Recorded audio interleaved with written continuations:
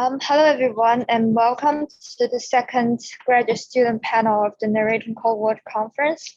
My name is Lizzy. I am going to graduate from the School of Communication and Film with an MPhil degree.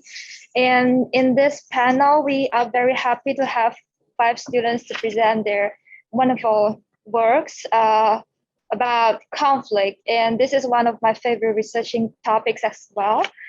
So let me introduce the speakers one by one. So the first speaker is Anilesh Kumar here. And he is a PhD student at the School of Communication and Film. He is currently exploring the rise of nationalistic journalism across the globe. And prior to pursuing his PhD, he was working as a senior correspondent covering foreign affairs. He is also an award-winning bilingual radio and television journalist. And we also have Rahoof. He is an award-winning journalist and a researcher. His research interests include political communication and journalism practice. He is also a PhD student at School of Communication and Film. We also have Abby Youran. She is a PhD student at the University of Wisconsin-Madison School of Journalism and Mass Communication. Her research draws on multiple methods to explore the intersection of politics and communication.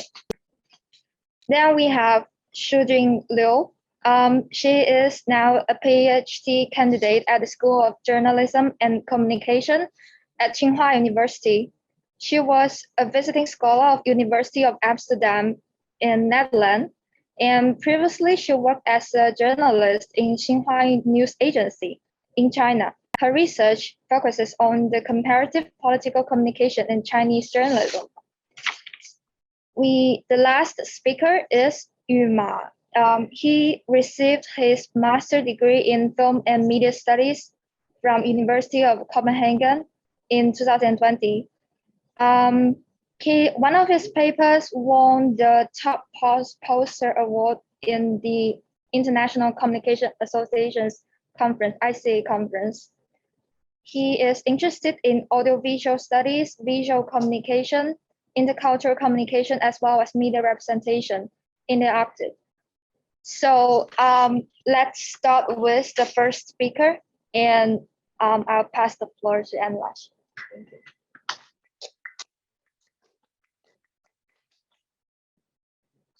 My slides will be. Yeah.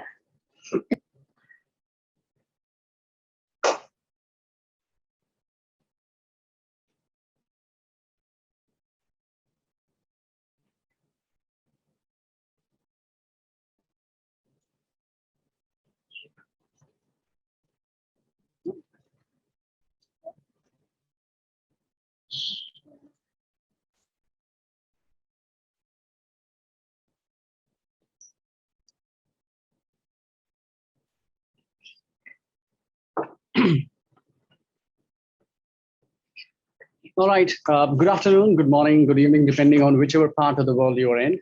My name is Anilesh Kumar, and I'm a PhD student here at Hong Kong Baptist University. And it's a privilege to share my work with all the distinguished members of the panel and people watching online. Now, prior to doing this PhD, I was working as a journalist covering foreign affairs. And therefore, the work that I'm going to share today is not just a result of my academic endeavor, but it also stems from the idea of connecting the dots between journalism in practice and the theories that we use to make sense of journalism itself. So with that, here is the provisional title of the paper, News as Nationalism, Analyzing India-China Border Conflict on India's 2 leading TV networks. Now, I have to say that I have worked quite a bit on the paper, and now the title has changed, fortunately or unfortunately. Now it is called Analyzing Nationalistic Monologues, How Indian Journalists Framed India-China Border Conflict. And while the rest of the paper remains the same, I thought it is important to update you with the changes. It is quite contrary to the world of Shakespeare when it comes to research. Everything is in the name of a research article, right? So let me start by providing a bit of context about the study. And the context is India-China border conflict. It's a complex issue, and of course, the focus of this study is not to delve deep into what are the root causes of India-China border conflict, because that would be a separate session and separate study. But India-China border conflict goes back to decades. And one of the bone of contentions is what is called LAC, the line of actual control. And the problem is about the perception of the line of control, that where that line of control actually lies. And also the geographic nature of the area, which has snow caps and lakes and other geographical constraints, which make it very difficult for the soldiers serving there to have an eye on where that line exists. So that is the basic problem. However, as I said, it is not as simple as I have explained. Otherwise, I would be on the committee to solve India-China dispute. But last year, that is 2021, there was a violent clash that happened between Indian and Chinese troops, and it resulted in deaths of soldiers on both sides of the border. Now, the last time we saw a violence of this nature, it was 60s. And therefore, quite rightly so, when it happened last year, there was a lot of media attention on what was happening between India and China. And after that, it's been more than a year. Multiple rounds of talks have been held between the Indian and Chinese representatives, and no solutions so far. So in what appears to be a protracted wrangle, I was asking myself, what was the role of media in all this? Now, why the role of media? Because we all know media has the power to influence people, policymakers, citizens, and every other actor, important actor involved in all this. And therefore, by keeping this basic elementary question in mind, I started at looking at the literature that has delved into this topic, i.e. analyzing India conflict or any conflict that involves India and the role of media in all that. So this is what I came across. There was a study that looked at India-Pakistan conflict and found out that media in India and Pakistan generally deploys war frames when talking about India-Pakistan conflict. Similarly, there was another interesting study which looked at India-Pakistan conflict in the Chinese media. And they found out that leadership, conflict, and peace were the dominant themes in the media coverage of these countries. I also looked at the studies elsewhere. And in the context of Iraq war, in Asian media, the researchers have shown that peace is the dominant frame in media narratives while analyzing Iraq war. Similarly, when it comes to domestic conflicts, the Asian media deploys war frames. So clear distinction between how the media works in similar contexts. Also, US invasion of Afghanistan, studied by scholars in the US context, found out that pro-invasion frames were the dominant themes or dominant frames in the media. And similarly, in the case of Iraq war, in the UK media, researchers have found out that media was generally undermining the consequences of the Iraq war itself. Now, while these studies definitely provide a solid understanding and in-depth analysis of what the role of media has been in one of these conflictual situations, be it in Asia or Europe or elsewhere. But these studies also have some significant, what's called the literature gap or gap in the studies, which I would like to draw your attention to in the next slide. So one of the things, if you notice the studies that I just shared, the idea is that they look at journalism or the issue of conflict through peace and conflict theory. They say, okay, there were war frames, there were conflict frames, there were peace frames. And an important question at this stage is to what extent we can understand the role of media or media narratives by putting them into the binaries of peace and conflict, by relying on peace and conflict theory. So I get that this sense of over-reliance on peace and conflict theory because you cannot simply understand every context by just looking conflict or conflict situations through these two frames. But the other important aspect or angle which I would like to draw your attention to is the idea of little or no attention to domestic politics. Now, for those of you who understand or have an understanding of how the foreign policy works, you would know that foreign policy is also influenced by the domestic factors. And similarly, if you're trying to analyze the role of media in a situation that involves a foreign entity, it is important to keep in mind that it may have been influenced by domestic actors. Has it? We will find it later. But so far, these studies that I mentioned, which are similar studies, have not put the kind of attention they should be putting on the issue of domestic politics or the impact of domestic politics. And the third important point is the lack of explanation on factors behind the nature of media narrative.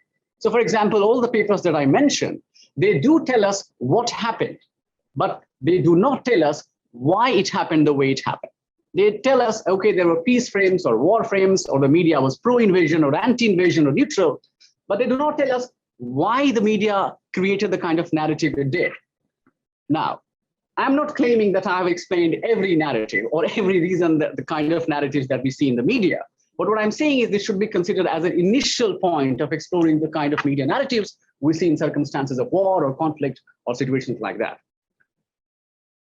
So here's the method part. I conducted a thematic discourse analysis, qualitative analysis on the media content, that is the monologues of debate sections of two news channels in India, that is Republic TV and Times Now.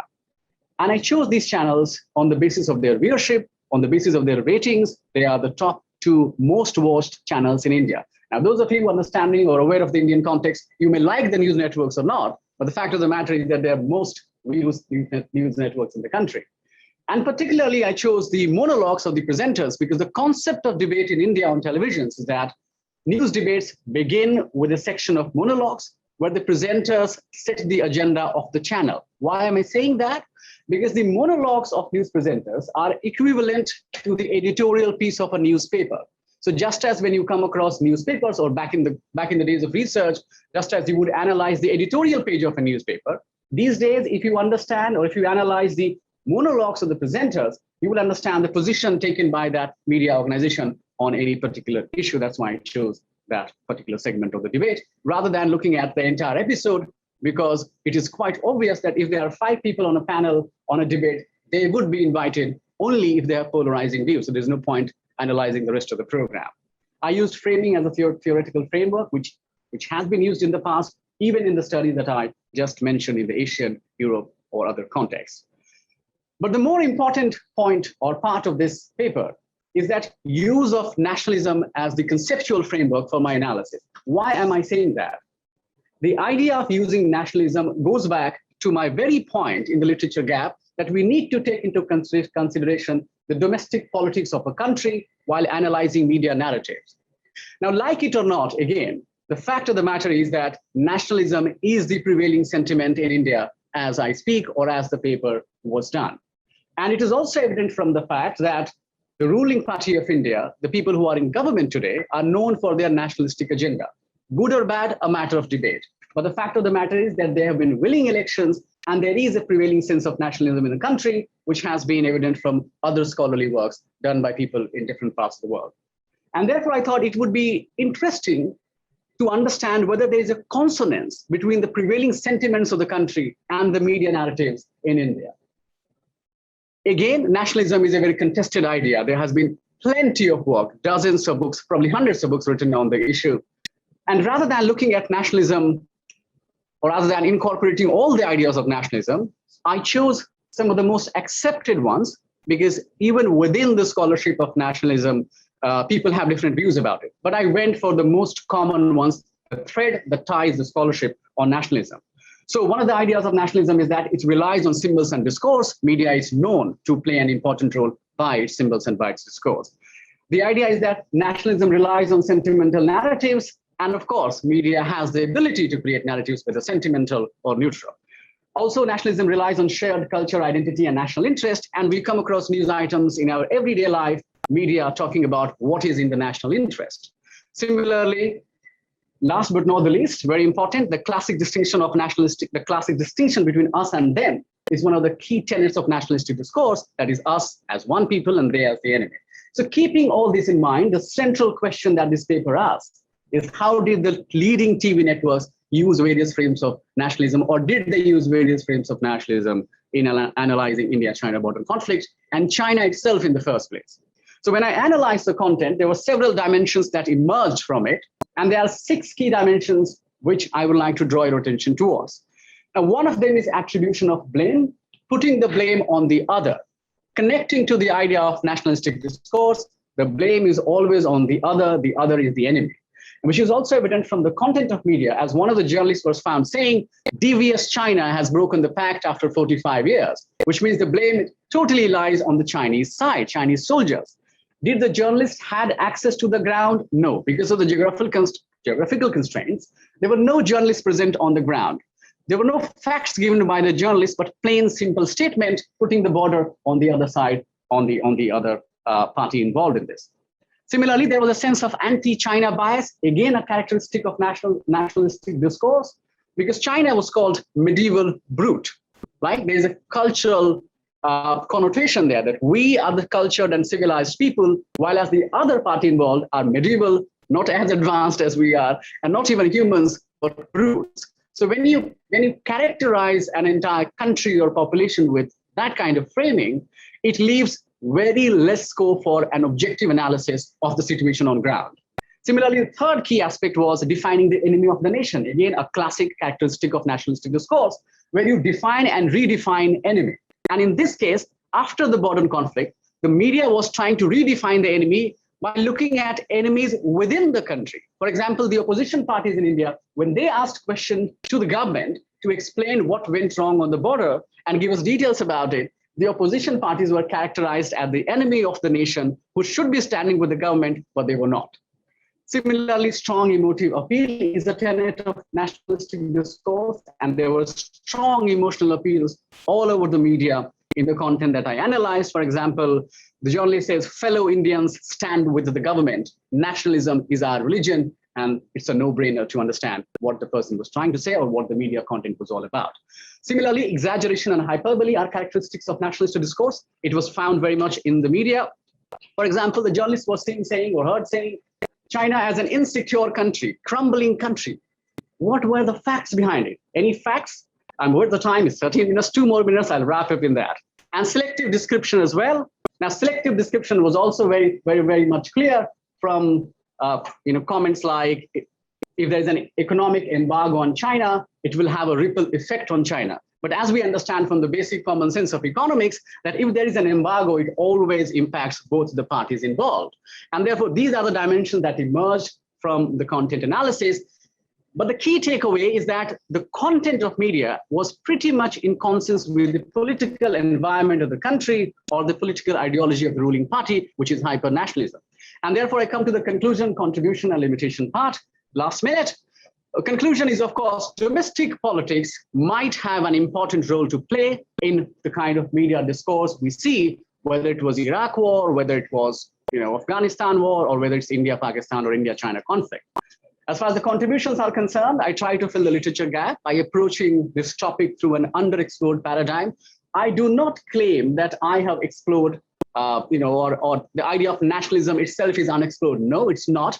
But from the media discourse point of view, it is one of the first attempts to look at the issue or look at conflict by keeping domestic politics in mind. Similarly, it is probably the first study to analyze monologues of journalists, which is very, very important because we need to understand the editorial stance of news channels, and monologues are a key way of doing that. Limitations, I think if I started talking about the limitations, you would have to give me 15 more minutes for that. But I only looked at English language media, whereas people would know that there are 400 news channels in the country. I only looked at elite press, whereas the country has a rich culture of vernacular media. I also couldn't do any comparative analysis because I don't know Chinese. Otherwise, I would have done a comparative analysis to see whether the nationalist agenda of the Chinese government reflected in the Chinese media or not. However, some people will say it's a no-brainer. So thank you very much for your time and patience. I appreciate it. Thank you very much, Anilesh, for your inspiring research. And before we move to the next speaker, please accept my apology for not introducing Mattia, who is an assistant professor in Academy of Film. And also, please reminded that presentation should be no more than 15 minutes so that we can have enough time for Q&A section at the end of the panel. Okay, next speaker is Abby. Could you please share your screen?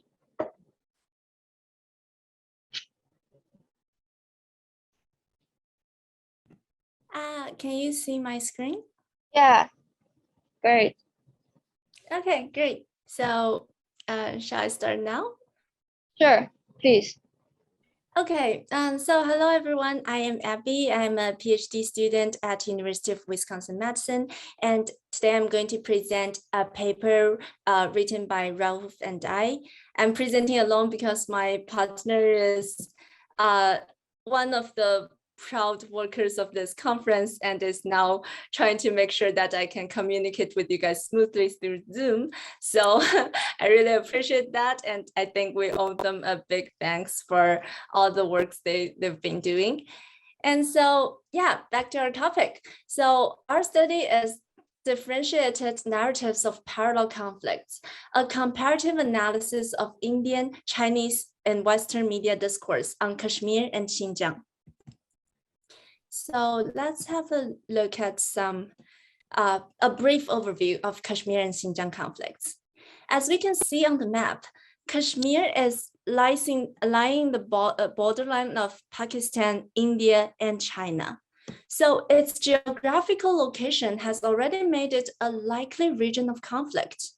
Kashmir has been a spot of multiple invasions, settlements, conflicts, and political manipulations for many, many decades, making it a melting pot of multiple cultures, religions, and ethnicity. As an autonomous state in the past, Kashmir faced heavy military occupation and constant border conflicts between India and Pakistan. In 2019, the Indian government stripped Jammu and Kashmir state of the special status that gave it significant autonomy. Meanwhile, the government locked down the state, not for COVID, but for the war, and then they shut down the internet in Kashmir. I guess Xinjiang conflict is more familiar for most of us. So in a nutshell, the Chinese government is widely accused of interfering into Xinjiang Uyghurs' religious freedom by building educational camps in Xinjiang and also using detained Uyghurs as forced labor to collect and process Xinjiang cotton. So here's our agenda. First, I will present our theoretical framework, critical geopolitics.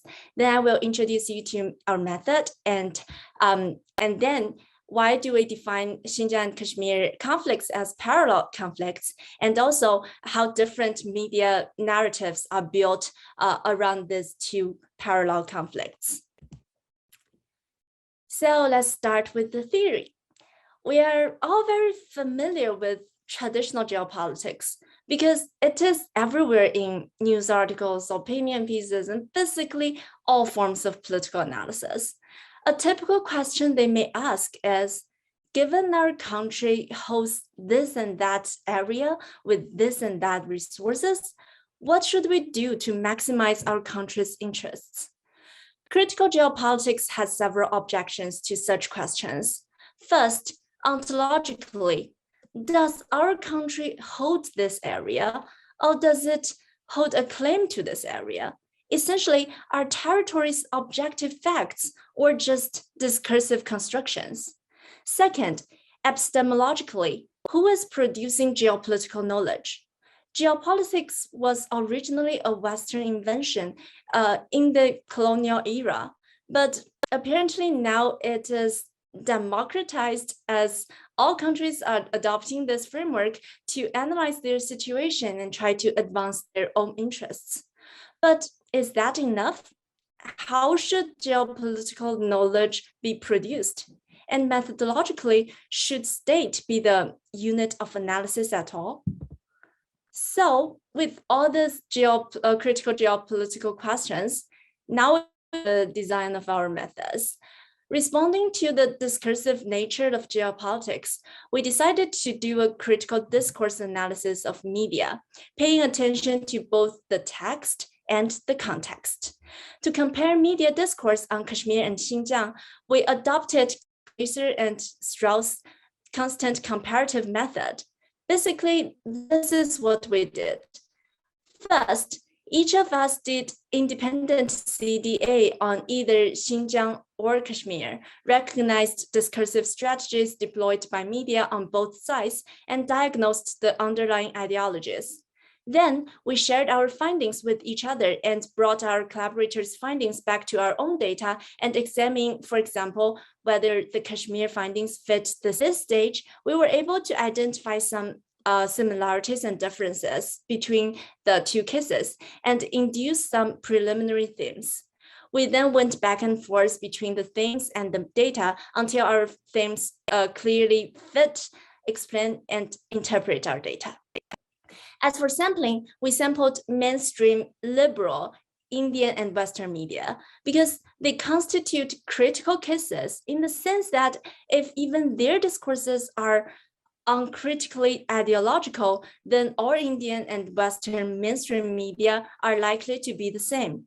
For Chinese media, we chose 3 state-level media, as they are the only kind that are allowed to make original reports of sensitive issues, such as the Xinjiang case. Other media outlets are only allowed to repackage and republish their contents. So back to our cases. Why do we say that what happened in Kashmir and Xinjiang are parallel conflicts? To answer this question, let's start from the history. So hundreds of years ago, in both Kashmir and Xinjiang, myriads of local communities spread across the regions, each with a locally shared identity. Then there came conquests and arbitrary territorializations. Kashmir was conquered by British colonizers, while Xinjiang by the Qing dynasty. The conquerors arbitrarily demarcated the regions without considering local cultural diversity. But after that, they did give relative autonomy to both regions, allowing people to rebuild a shared identity based on ethnicity and religion. However, in recent decades, both Kashmir and Xinjiang have witnessed grassroots uprisings. Local Kashmiris and Xinjiang Uyghurs fought for recognition of their religious identity and against economic exploitation. Both Indian and Chinese governments responded by harsher religious policing and repression. The state violence was further escalated after the rise of Modi in India and Xi in China. As a final note, since both cases involve Muslims, so both Indian and Chinese governments are conveniently citing the US-led war on terror discourse to excuse their repression of ethnic minorities. So now let's delve into the differentiated media discourse on these parallel conflicts. First, at the very basic factual level, both Indian and Chinese media are portraying normalcy and development in these conflict-ridden regions, while the Western media did a good job revealing the lingering war in Kashmir by reporting civilian casualties and also ethnic conflicts in Xinjiang by investigating into the education camps. Essentially, Western media highlighting the human rights infringement in both Kashmir and Xinjiang. However, there are more subtleties in this.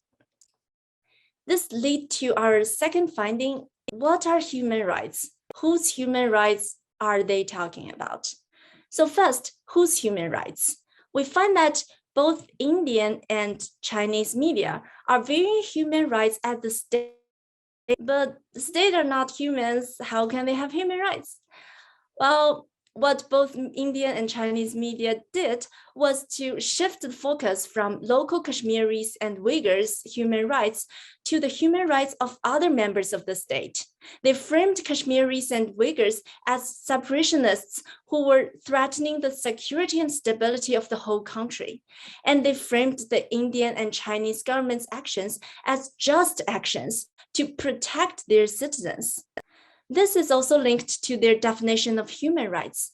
They defined human rights not in terms of the autonomy and freedom to pursue one's values, but in terms of stability, or, quoting People's Daily, human rights include primarily the survival and development. The Western media approached human rights from individuals' perspective. They were essentially talking about the human rights of Kashmiris and Uyghurs. However, there's another twist. For Kashmiris, Western media were talking about their rights to life and survival in a war, while for Uyghurs, Western media were talking about their rights to religion, even ethnic self-determination. Okay, so is it because in Kashmir, people's freedom was not severely infringed? Or is it because stability is more basic than freedom and the Western media will talk about Kashmiri's freedom after the stability problem is solved? No. First, yes, there weren't education camps in Kashmir, but there was a more serious statewide lockdown and internet shutdown, which definitely cost people's freedom. Western media turned a blind eye to this, mainly because they regarded the Kashmir War as more or less a just war against terrorism. So here we are at our last question, war on terror or war against the people? Here are two excerpts, one on Kashmir and the other one on Xinjiang. At the ISS direction, according to Indian officials and many scholars, jihadi groups in Pakistan shifted their attention to a new, supposedly Islamic cause, liberating Kashmir from Indian rule. Their goal was to embolden Muslim separatists in Kashmir by carrying out terrorist attacks against India. Second one on Xinjiang. 3 diplomats from the European Union visited Xinjiang's capital, Urumqi. The officials were shown a hastily built display of weapons the guide said Uyghurs had used in terrorist attacks, a mosque where there was no sign of religious observance, and a kindergarten where the children sang songs praising the party. Clearly, the Kashmir one acknowledges there is a terrorist activity there, while the Xinjiang one suggests that terrorism in Xinjiang is just a story cooked up by the Chinese government. Surprise, they are both from the single outlet, the New York Times. Now you may wonder, what's the difference between Kashmir Muslims that make one group terrorists while the other poor victims of state stigmatization? The New York Times did not give us an answer, as they did not compare their own coverage of Kashmir and Xinjiang. By the way, this is one of the reasons why our are sometimes stunningly blind to their own ideology. So, who are the terrorists and what kind of war counts as war against terror? We found some answers in The Guardian. In a 2020 opinion piece on Xinjiang, Roberts reviewed the history of the Xinjiang conflict and exposed the arbitrariness of how terrorists and war on terror are defined. He recounted how Bush classified the Eastern Turkestan Islamic movement as a terrorist organization in exchange for China's tacit approval of the upcoming Iraq war, and how Trump sometimes praise while some other times condemn China's education camps in Xinjiang. So if war on terror is just a story, what should we do? Here is another opinion piece from The Guardian. It says that if the West is capable of why should it not be able to organize a similarly global campaign to undo the damage that the war has done? This is what we should be calling on our politicians to lead, and they should be pressing China to join it. Yes, if only we could undo the war on terror, undo the killings in the Afghanistan, the Iraq war initiated by the US in the name of anti-terrorism, undo the human rights abuses done to Xinjiang Uyghurs under the same justification, undo the Indian troops' harm on Kashmir, the discrimination and aggression experienced by Muslims all over the world. Well, if we could only undo all of them, the world will be a much better and beautiful place. So in the end, what we see in The Guardian opinion piece is still just a central-left reformism of the Eurocentric hegemony, aiming at replacing the war on terror discourse with a more benign hegemonic discourse led by the West. We do need a West-led campaign to undo Islamophobia in the West, However, we believe a campaign can never fully resolve the religious and ethnic problems we are facing today. As pointed out by Spivak, external attempts to formulate a collective speech for the subaltern always fall into two traps. On the one hand, they often assume a shared cultural identity within the heterogeneous subaltern's population. On the other hand, they subaltern rather than empower the subaltern to speak. A global campaign led by the West will never be able to truly emancipate Muslims, while a truly emancipatory campaign should never be led by the hegemon who is responsible for the creation of our corrupted status quo system. So finally, how is our project linked to the new Cold War? Our analysis shows that the New York Times is unabashedly drawing a line between our camp and their camp when reporting contentious issues, while The Guardian is still thinking in Eurocentric terms. India and China are both hiding their infringement of human rights behind the fig leaf of war on terror. While India got covered by its Western allies, China got covered by the 50 developing countries with political economic influence.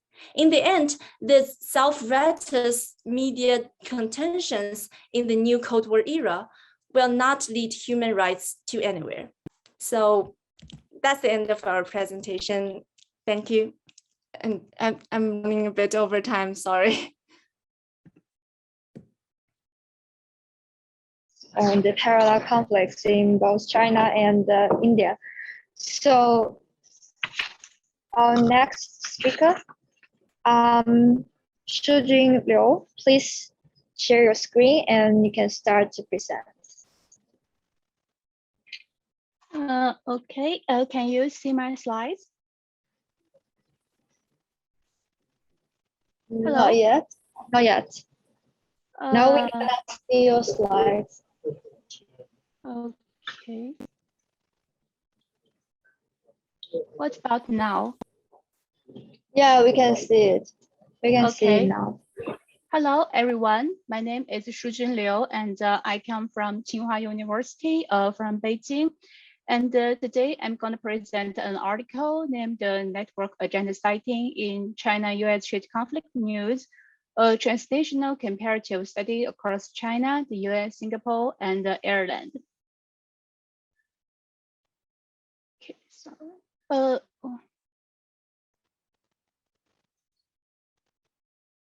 Sorry.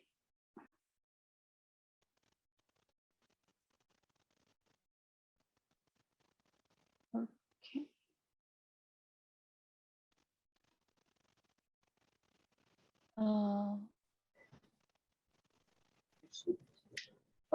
What about now? Can you see?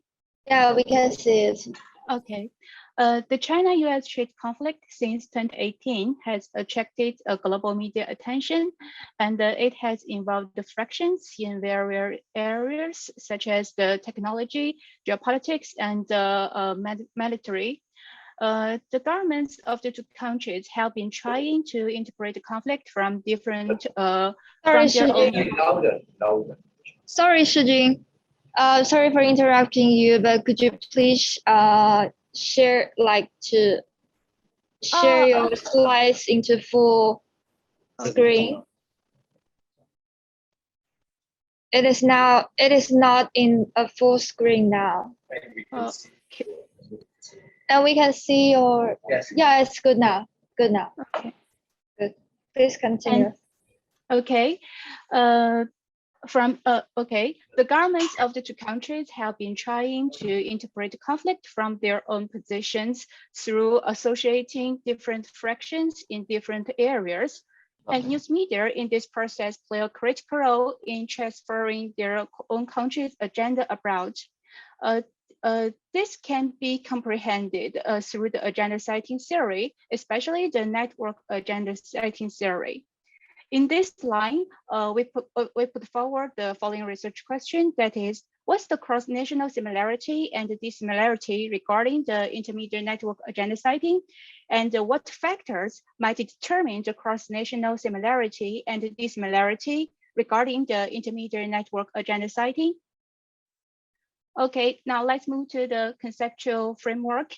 And gender sighting research was originated from the Chapel study, and it examines how the press sets the agenda of the public opinion and as a process through which the silence of objects in news contents is transferred to citizens' minds by exposing the public to cumulative media messages.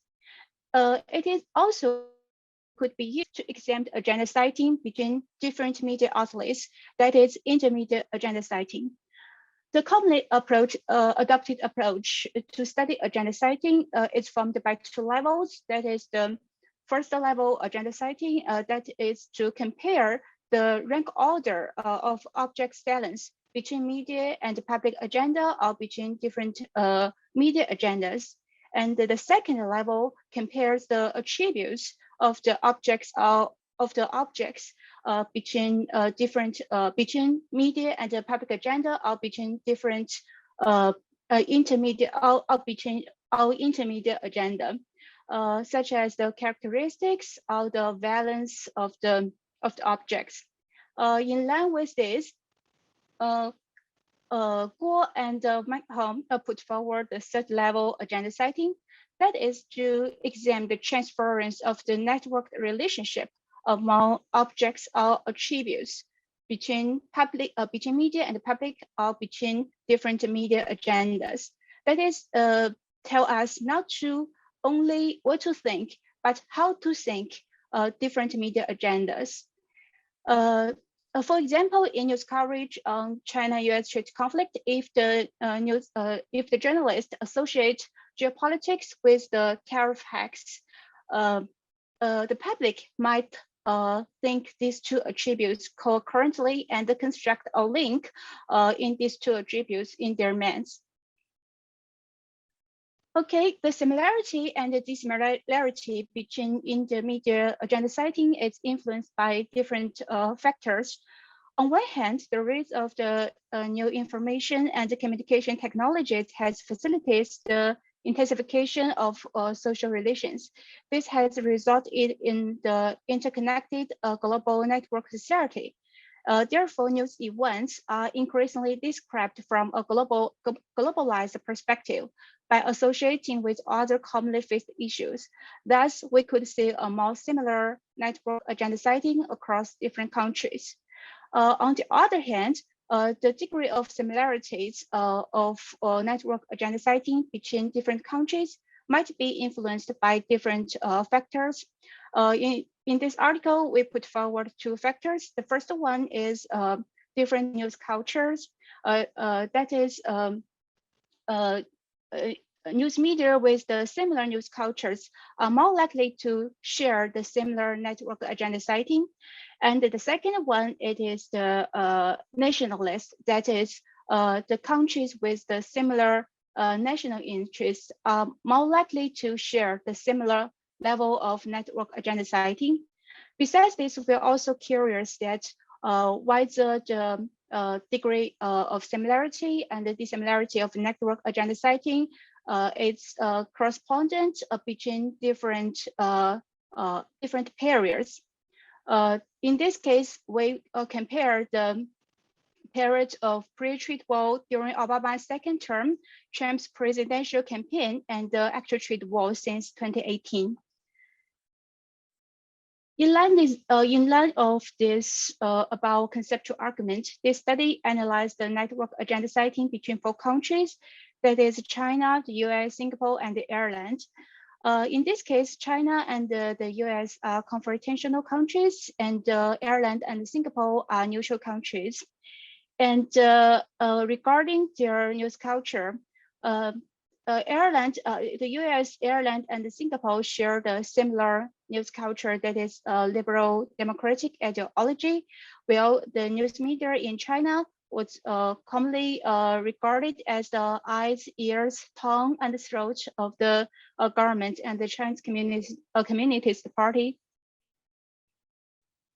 Therefore, we put forward the following research questions and the hypothesis. Firstly, we want to know what are the primary attributes, that is the subtopics and the topic of the China-US trade conflict in news coverage from the 4 countries.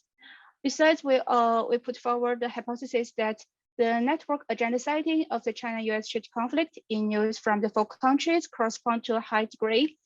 However, the network agenda citing between the US and either of the third-party countries, that is Singapore and Ireland, is more similar in comparison with the network agenda citing between China and either of the third-party countries.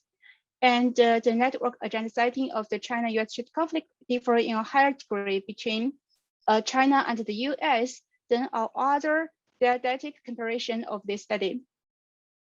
Moreover, we also want to know whether the correspondence of network agenda citing exists between different periods in news coverage of the China-US trade conflict, respectively from the four countries. And if the correspondence exists, does the citing effect become weaker or stronger as the China-US trade conflict moves on? A manual content analysis was conducted in this study. The starting time is from the January 2013, when Obama began his second term, to January 15, 2020, when China and the US signed the Phase 1 trade deal. And the time frame was divided into 3 periods with 2 timing points. That is when Trump began his presidential campaign and when the US announced tariffs on Chinese imports. The newspaper are collected from these, the articles are collected from these newspapers. That is People's Daily and the China Daily from China, New York Times and the Wall Street Journal from the US, and the Straits Times and the Lianhe Zaobao from Singapore, and the Irish Times and the Irish in Ireland. And these newspapers are chosen according to their ideology and political stance. In terms of China's condition, China Daily as an English language newspaper was selected because of its slightly liberal leaning. The total systematically simple approach was used in the and the final sample size is 1,872. Firstly, we coded the subtopics of the China-US trade conflict. It is also considered as attributes. Based on the qualitative analysis on the news coverage and the China and the US foreign policies, a topic list with 14 topics was identified. The binary approach was used to code these attributes. If one attribute exists, we coded 1, otherwise 0 was given. And 2 coders were responsible for these codings. And all these are about 0.67 according to the correspondence of alpha. And social network analysis was employed to examine the attributed network analysis in each country. In network analysis, attribute is characterized as a node. If 2 subtopics co-occur in a news article, these 2 nodes would be connected by an edge. Firstly, a network was represented as an adjacent matrix. For example, in this adjacent matrix of the US, the row and column are assigned to the nodes of the network. Each cell in the matrix reports the number of times the 2 nodes are connected. For example, we can see that there are 14 rows and 14 columns. It was constructed using the database comprised of the 14 binary variables we coded before. And we also calculate the degree centrality of each attribute. It is used to identify the primary attributes in 4 countries' news coverage.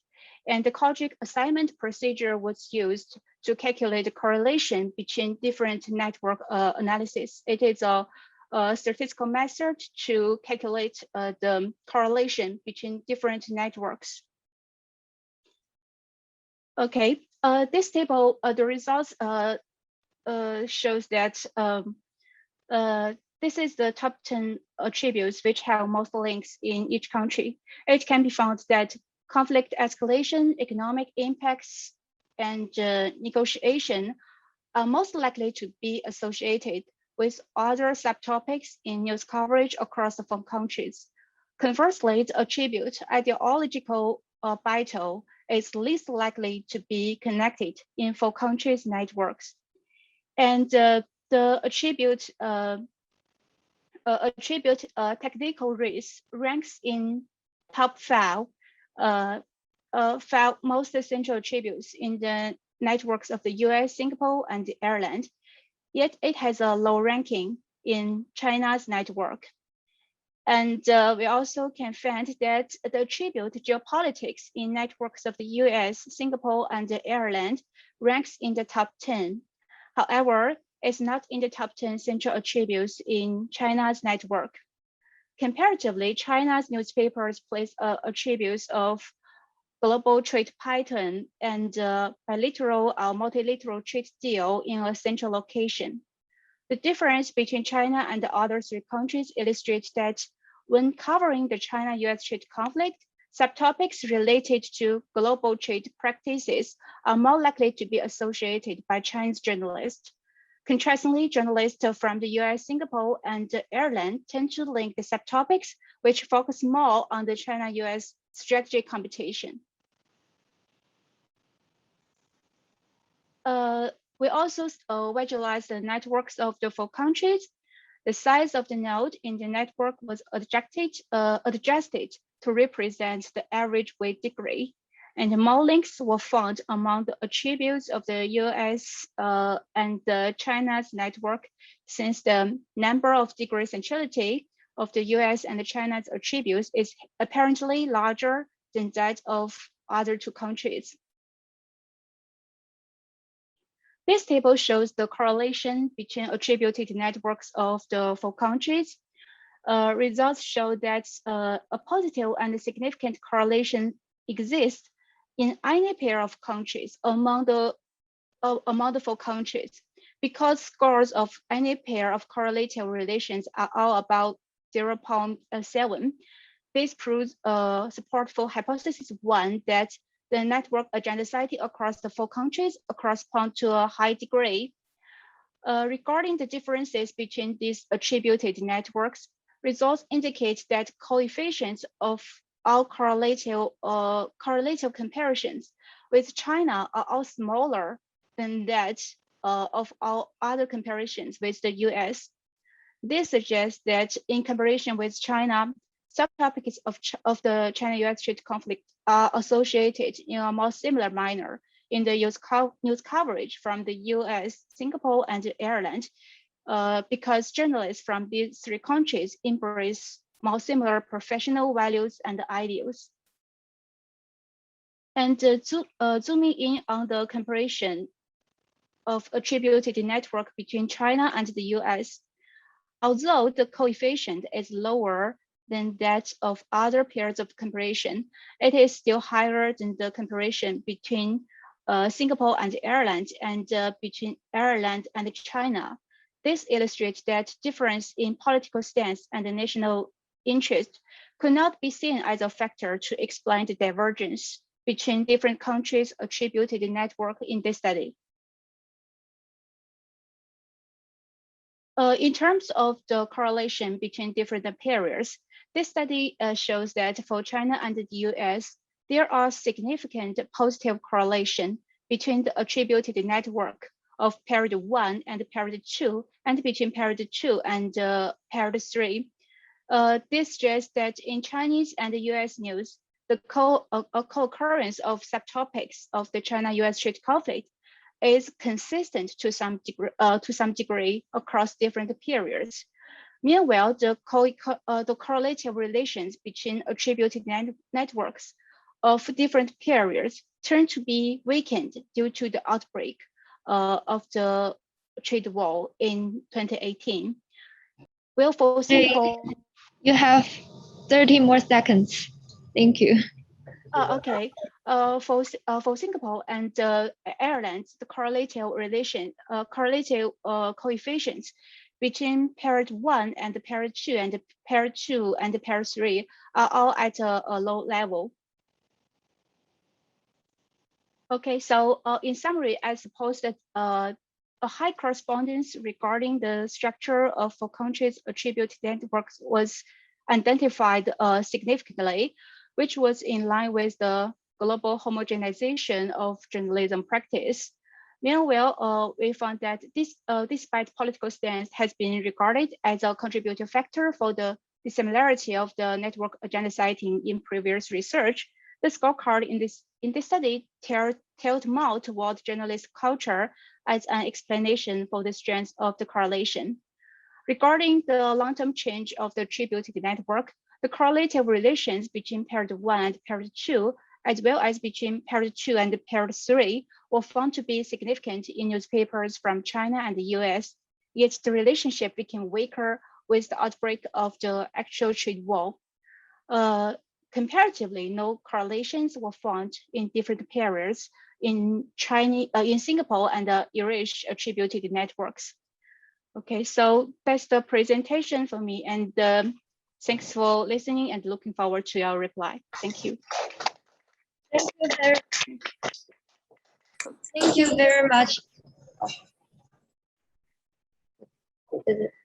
Okay, thank you very much, Shujun. So let's move on to the last speaker, Yuma. Please feel free to start when you're ready. Okay, thank you so much. And hello, everyone. This is Yuma, and today I'm going to present my research plan, New Cold War in Post-COVID Area, a political cartoon expression between China and the West. And my name is Yuma. I graduated from the University of Copenhagen in 2020, and at the moment, I'm seeking a PhD program. Okay, before I start, Before start my presentation, I would like to show you two political cartoons. And the first one, here is the second one. Well, it is very obvious that those two cartoons are depicted from the different perspective. And political cartoon is an editorial cartoon which conveys opinions, political views, ideologies from the creator. Visual expressions on comics can be easily interpreted and spread via new media channels, including Twitter, Instagram, Weibo, and etc. Let's move on to my agenda. And today I'm going to preview my motivation, background, research questions, methodology, discussion, and my future plan. Well, let's move on to my motivation. By choosing this topic, one of the key, most important reason is I'm very interested in visual communication and intercultural communication, also international relationships. And at the same time, I saw there are so many political cartoons about pro-China and anti-China themes since the outbreak of COVID-19. And I was wondering this would be a very interesting topic to dig into. Also, the new Cold War on political cartoons between China and the West would elaborate for this theme for my research in the future. Well, let's move on to my background. Since the outbreak of COVID-19, although China effectively controlled the spread of the virus, some Western politicians and media spread blaming voices and directly linked the coronavirus with China. Different political systems, societies, and cultures lead to different anti-pandemic logic and approach between China and West. For example, China applies lockdown, quarantine, and zero tolerance strategy, while the West nations mainly conducted quarantine, vacancy, and herd community approach. Indeed, the pandemic reshapes global political landscape and geopolitics, widen the gap, and result in inequality in the world. Since US-China trade war started in 2016, the non-stop tensions between the two powers continued, and I would say rose to a new level after the explosion of coronavirus. The new pandemic has led to the sparing of news and cartoons related to COVID-19 pandemic. Millions of covers and illustrations of many Western media organizations depict or indicate China created and caused the global pandemic, which resulted in a certain degree of blaming China on the global internet. When you are typing China COVID or China political cartoon on Google, the most popular and the most prevalent are related to COVID-19 or the rivalry between China and the United States. This resulting triggered Chinese netizens' pro-China action as a fight back. Compared with language, which has the islands of Tower of Babel, cartoons, which is a universal form of communication, and I believe can help different human civilizations to understand each other. Well, it's also worthwhile to do some research on it. Well, let's move on to my objects and research questions. Political cartoons, we all know that it serves as potent source of data used to study social phenomena. This research aims to at illustrating how political cartoon expressions have an impact on building public spheres and opinions in China and the West. The research objects are political cartoons collected after the outbreak of pandemic, mainly distinguishing two categories, the Chinese cartoon and cartoons produced by the West nations. I plan to involve 100 cartoons, of which 50 are drawn by the Chinese cartoonist and 50 are drawn by the West cartoonist. Most of the COVID-19 pandemic cartoons focused on the action of governments, the desperate resistance of medical forces, and the impact of the virus to daily life on the world, which using metaphorical methods. And I list the 4 research questions at the meantime. The first one is, which topic would the cartoonist focused on related to the new Cold War between China and the West? Second, what's the differences between China and the West cartoonist narration and metaphorical utilization to the new Cold War? And third, as a target would show the cartoonist intention, what are the most used target domains? And the last one, what are the differences among international and Chinese social media platforms regarding public attitudes towards political cartoons? To address the research questions guiding the study, the source of data has obtained from newspapers, social media platforms, and media organizations' website.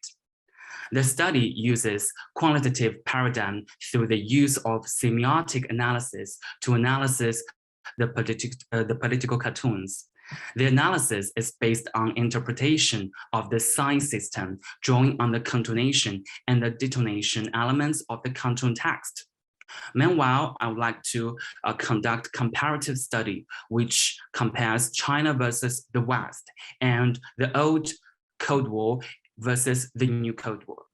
Furthermore, I would like to conduct case study on China Global Times political cartoons and Wu Heqiling's computer graphic paintings.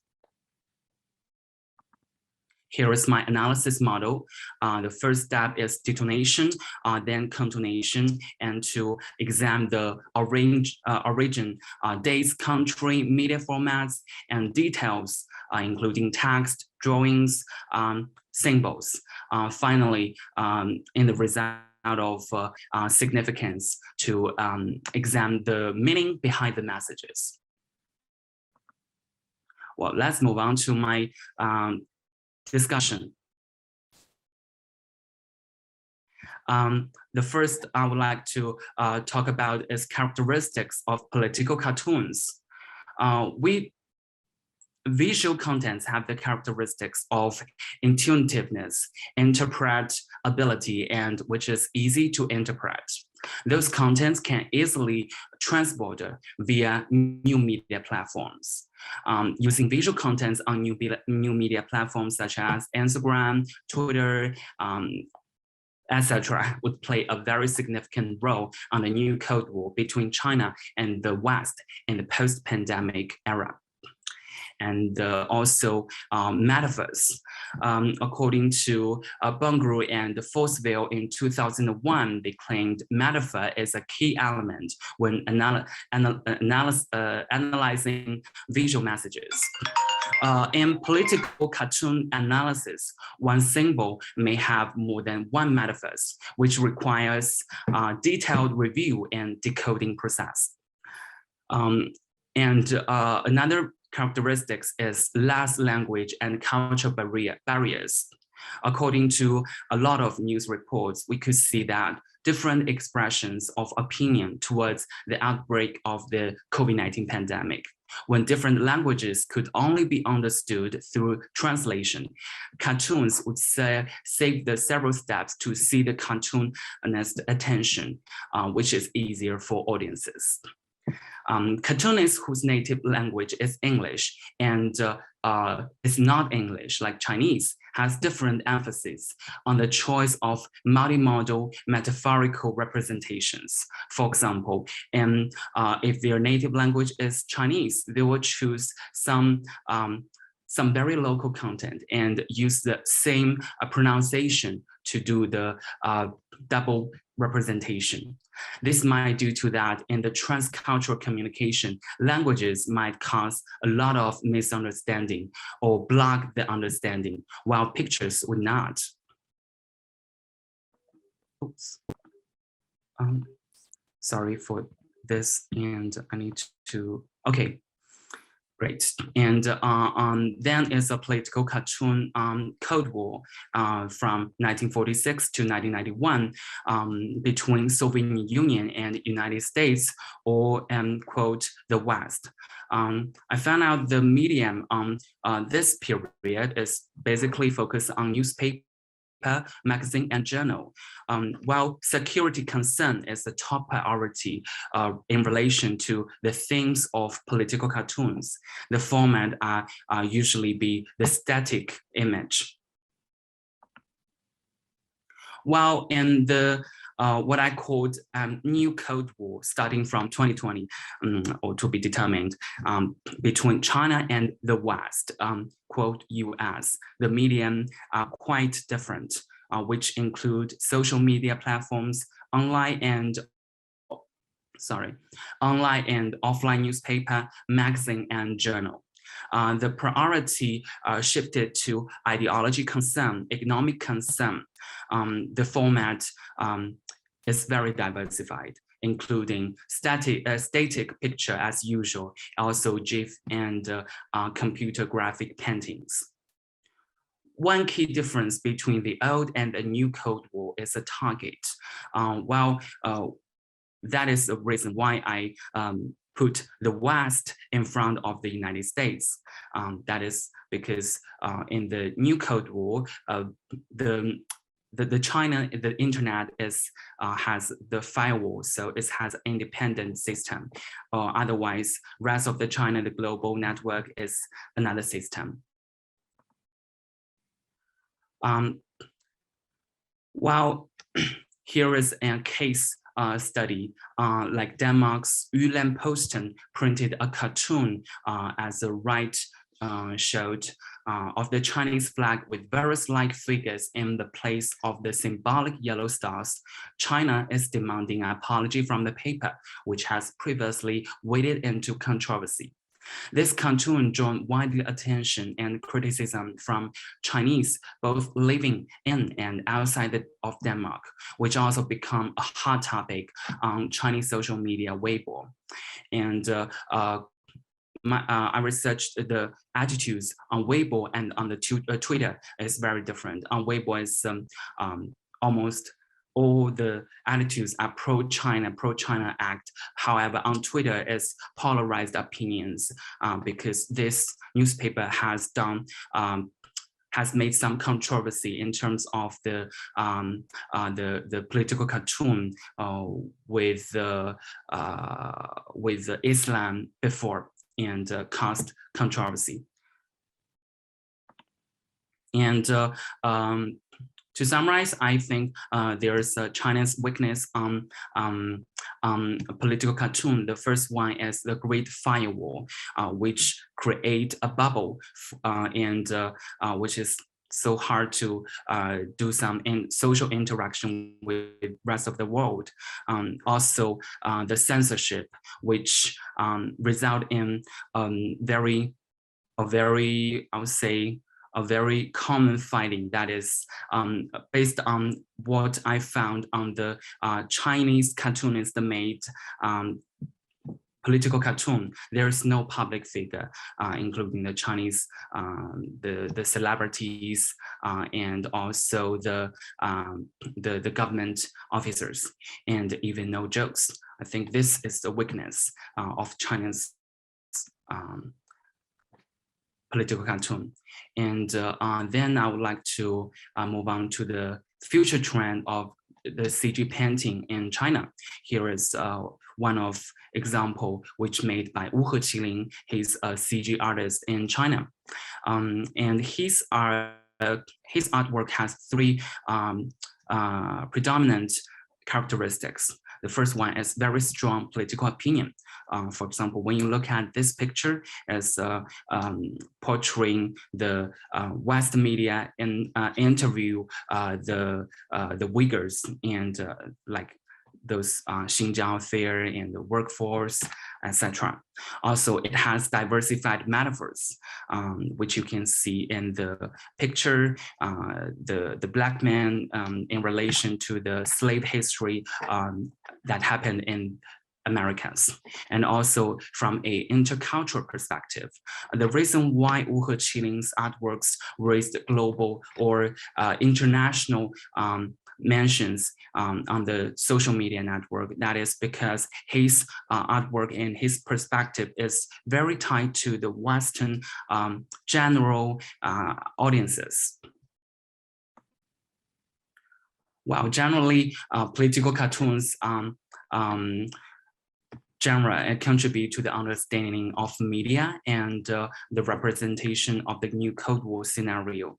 The genre also offers a useful source of data for studying media and political discourses. My future plan is to conduct a full paper in a bigger project in my PhD level, or however, I don't know when it will start, and I'm still applying a PhD. There is need for further research to determine the effect of political cartoons and constructing a new Cold War in the post-pandemic era. Given that the cartoons are communicative and social artifacts, future studies should also focus on the feasibility of the political cartoon towards understanding a particular social phenomenon and how audiences perceive those cartoons in China and in the West. Also, I would like to conduct qualitative interview and quantitative data analysis to further my research in the future PhD studies. In the future, I would like to conduct a more comprehensive analysis and research in this area. As international relationships from time to time, it's worthwhile to study how political cartoons change alongside unstoppable global dynamics. Thank you very much, and very welcome to all of your comments and suggestions. Thank you. Thank you very much, Yumi. I believe you will have a promising PhD research. And let's move on to questions. And there are 2 questions already for Anilesh. Should I? Okay, I'll read the questions first. So the first question is, the media discourse has to be viewed from the point of view of who owns the media. Was there an analysis of the ownership profile of the channels you studied? Please tell us how. Oh. We can speak up. Okay, sorry. Was there an analysis of the ownership profile of the channels you studied? Please tell us how ideology of the owners of the channel influenced the discourse. All right, thank you very much, George, for this very important question. And of course, ownership definitely matters because who owns the media can be very, very relevant in understanding how the media portrays something. But in the course of my study in particular, while I broadly agree with your point, in this case, the two news organizations that I have chosen for study, one is owned by a journalist, and you would expect generally a journalist to stick to the ethics of journalism, right? So it's very difficult to categorize a working and practicing journalist to have some sort of agenda for the government. In an ideal circumstances, you wouldn't. Was it in real circumstances? Did the journalist or did the person who owned the media network has an agenda? Well, I know for the fact that he or she has an agenda from my own experiences of working as a journalist. But purely on the question of research, the two news networks or news organizations that I chose are owned by very different people. One is a working journalist, also the editor-in-chief of the news organization, whereas the other media network that I chose is owned by a massive corporate entity. Now, eventually, of course, the nature of media is such in India that everything boils down to the economics of it, economics of running the news organization. At the end of the day, you need government support to run the channel. However, as I said, going back to the point initially, broadly, I agree with you that the role of media ownership is very important in understanding media narratives. However, the media organizations that I chose particularly for the study are from different backgrounds, and people who own the news organizations are very, very different people. So in that, it's a balanced one. I hope it answers your question. Thank you. So the second question is, sorry, can I interrupt? Sorry, I mistakenly clicked the answer, and I answered have answered. So I think there also a question for me. So I'm not sure you can see it or not. Yes, we can see it. If you want, okay. Yeah. Okay, sorry. Do you want to answer it live, right? I can explain online or in written mode. Okay. So okay, please go ahead. Please. The question. Yes. Can everybody see the question? So I'll read the question first. Dear Liu, could you please discuss about the network attributes that have been significant over the four networks in your study again, and how these attributes bundle together to make sense in the geopolitical aspects you mentioned? Okay, so do I need to answer this again? And yeah, online? Please. Okay. Okay. So if I understand it, this question correctly, the attribute in the network refers to the subtopics of the China-US trade conflict. The attribute is collected after a qualitative analysis, and we found 14 attributes, that is 14 subtopics. And if two subtopics co-occur in an article, the two subtopics would be connected with a link. That is, the two nodes would be connected with a link. Just as shown in the adjacent matrix, just as shown in the adjacent matrix we showed before, that the cells in the matrix report number of times that the two nodes are connected. So in this study, we found that the geopolitics attributes is least likely to be connected. So I'm not sure whether I answered this question. Yeah. Thank you. So here's another question for Anilesh. It's a little bit long, so I'll summarize it. So in your talk, you mentioned national politics influence on the border issues. So irrespective of nationalism issue, which I guess could prevail across political parties, do other interests or agenda or political belief, as they are has any say in this issue in your study? How do you reckon this aspect, although it may not be your agenda of research? Plus, do you want to consider agenda setting theory to complement conflict theory to understand those channels? All right, so Rahul Kabir is a friend of mine, also a colleague here. So let me take the liberty of saying the very short answer to a very long question, Rahul Kabir, is yes, I agree. but okay, to the specifics, I mean, you asked about whether the political intent or political belief may have an impact on media narrative. And that is exactly what I have tried to portray in that paper, saying that there is a possibility that the media discourse may be influenced by the political environment of that country. So to answer, yes.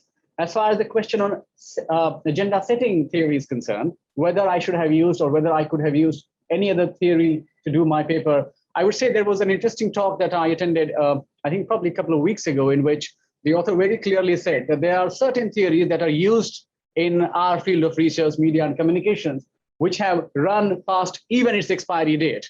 And media agenda setting is definitely one of them, including the theory that I use for this paper, which is framing. But unfortunately or fortunately, framing is one of the most relied theories when it comes to understanding media narratives. And that is why I didn't resort to agenda setting, and I resorted to framing. Also, framing, in a sense, sums up agenda setting. It's a broader extension of agenda setting, in my opinion. And so therefore, rather than relying on agenda setting and understanding what the media was trying to do in terms of setting the agenda, I relied particularly on the language. Also, if you see the distinction between the papers that have utilized agenda setting theory and framing theory, agenda setting generally looks around the news articles or the content of news, whereas framing deals with the editorial pieces of newspapers or news organizations. That was also one of the rationales behind using framing theory. Now, would the results have been different? I don't know about it. This is one of the ways of doing it. I hope many of us can join me and use much more theories, much more interesting theories in exploring the paper further. And last point is, please remember, I did not write it in the limitation part of the paper. This paper was done by a human being, and I have limitations. So thank you, Kabir. Hope it answers your question. Thank you, Anilesh. So, are there any questions? Oh, You can go. let me ask those who haven't been asked yet. So, Yuma, right? Hi, I really enjoyed your paper on the political cartoons, and I wanted to ask you about how you understand metaphor, and you listed out ways in which metaphor may have benefits or advantages over the written word, right? And I wanted, for metaphors to be understood, they tend to rely on conventions of meaning, cultural conventions, literary conventions, and so on. And they may be very, very different, right? So what is intended through a metaphor may be read quite differently by the reader. And sometimes in the case of comedy, satirical comedy, it is intentionally meant to confound, right? Or to convey multiplicity. So you're not supposed to fully understand the thing in one particular way, but you're supposed to slip into different meanings. I wonder if you could respond to that. And since I have the floor, I'll ask Anilesh another question. I love how you talk about the monologue as something that's analogous to the editorial in the newspaper. However, the difference, of course, is that the monologue is a highly performative text, right? I mean, it's almost like a script that the newsreader performs alongside the written word. Tonality, excess, exaggeration, humor, shouting, all these sorts of things. So I wonder if in your analysis, are you able to capture that performative element of the text, provide meanings that you want? Okay, that's all I'll ask. Yeah. Yuma, please go first. Okay, thank you so much. And in terms of the metaphors, and my understanding is there are so many metaphors in the political cartoons. And firstly, we should differentiate the local metaphors or regional or national metaphors and international metaphors, which is universally could be understood by everyone. But my understanding towards metaphor is political cartoon as an example, most metaphors are directly understand because the cartoonist, they when they create the artwork and in the coding process, they wish their audiences can easily decoding the content and understand. Also, when analyzing metaphors on the cartoons, I found out not only the as a design basics, the lines, space, and the drawings, also the text and also the text and space. For the I'm not sure if you have a follow-up question, because I didn't get it from my side. Sorry. No, thank you. The second question is for Anilesh, not you. So let's move to Anilesh. Thank you, Professor Kenneth, and it's a very important question. I mean, I know that media, journalists who work for electronic media, there is a sense of performance involved in that. But as far as this paper is concerned, it was analyzing the language rather than the performance. Now, of course, the performance in totality, of course, entails language as a key part of it. I did not analyze their body language, to be honest with you. Whether the pressure of performance in this race to TRP and garner as much attention as possible would have an impact on eventually portraying China in a certain way, I don't have an answer to that yet. But overall speaking, the two journalists, especially the two journalists, and I'm not getting into detail of who the journalists are because the audience might not be aware of the background of the journalists, but those two journalists, again, are of very different nature. The only similarity between these two journalists, and also one female presenter and one male presenter, I chose for the gender balance. But the difference between, there is a huge difference between the male journalist and the female journalist in their tone, in their tenor, even in the language.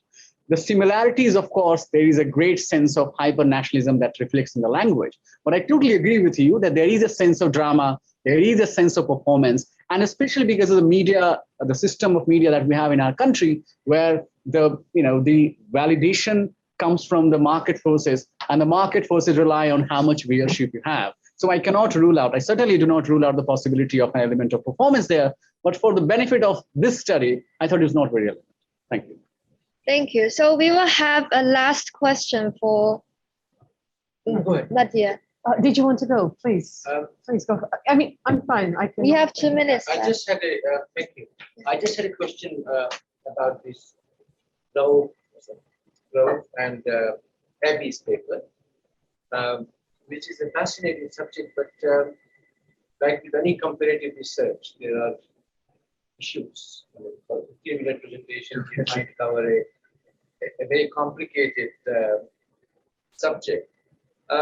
So I was curious about the choice of media you analyze.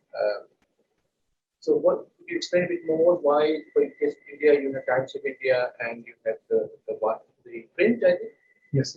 And in the Chinese case, you had Global Times and China Daily and People's Daily, is that right? Yes. Now, of course, and then we have Guardian and New York Times. But if you look at the Chinese newspapers, both the Global Times and China Daily, as well as People's Daily English edition, is not for domestic consumption, right? So audience is very different. While Times of India and the print are very much Indian oriented. So does that affect the way you are making your conclusions based on very different leaderships? Like it's worth thinking about. Yeah, if I may, okay, we may talk about Chinese media. I'll just quickly. So this is one of the big issue that we found when we started on this project. For India, when we chose these newspapers, we decided not to go for a media that is ideologically aligned, like explicitly ideologically aligned, neither in left or right, which would, if we choose, it would skew the whole discourse itself. So we decided to choose media that lies in the spectrum of center, more like a liberal. So Times of India was chosen because it was the largest circulated daily as a newspaper. Print was another, probably one of the most read online, which also lies in this spectrum. And of course, New York Times and Guardian in that sense too. We do not want to look at what Fox says or other radical left-wing media says to understand how this media organizations that usually hold up professionalism so much, and how they approach this discourse, or how they construct these narratives. And for Chinese media, you may answer. We have already mentioned that once in the presentation, but just make it. Okay. Thanks, Daya, for your question. So for Chinese media, so first we need to acknowledge the existence of censorship. So this essentially makes Chinese media discourse very homogeneous. And then after acknowledging that, also because of censorship, very few media in China can conduct original report on sensitive issues such as what is happening in Xinjiang. So that helps us narrow down our sample to the central level media who has the autonomy to somehow get some original reports. And then after locating our target to central media, then it's we are left with few options. And then we were thinking about the comprehensiveness. So we tried to sample these three media because we think that this will make our sample more comprehensive in the sense that we've covered both English speaking and Chinese speaking media. China Daily, we sampled its English version, which is outward facing the international audience. And for People's Daily and Global Times, they are facing the internal audience. And also another aspect is that People's Daily and China Daily are both serious newspaper, and as you said, Global Time is not that serious. It's kind of like a populist media outlet. So we sampled Global Times also purposefully to see whether there is any variations given their differences. And yeah, I didn't get the time to cover this, but there are indeed some differences, some subtle differences in this three media's report. For example, for People's Daily, it's mainly reporting the positive aspect of Xinjiang, while for both Global Times and China Daily, they were mainly debunking the Western accusations. So they are both trying to portray Xinjiang in a positive light, but some are through really portray Xinjiang in positive light, and some are through debunking those negative reports on Xinjiang. And yeah, so basically we found that the discourse, no matter how they report it, no matter the format, the discourse is essentially very similar. The ideology underlying the media report is essentially the same for all the three media, and that's the what we've presented in this presentation is essentially their ideology. So yeah, I hope that answered your question, and thank you again. So we were primarily looking at the larger discourse that happened in this about these conflicts of regions of conflicts in global or in background of this Cold War narratives, right? So these were the available media sources that would give us an idea of what kind of discourse is happening in this global stage. So I thought this would overcome that limitation that we had in the beginning. Yeah, and I didn't hear. Thank you so much.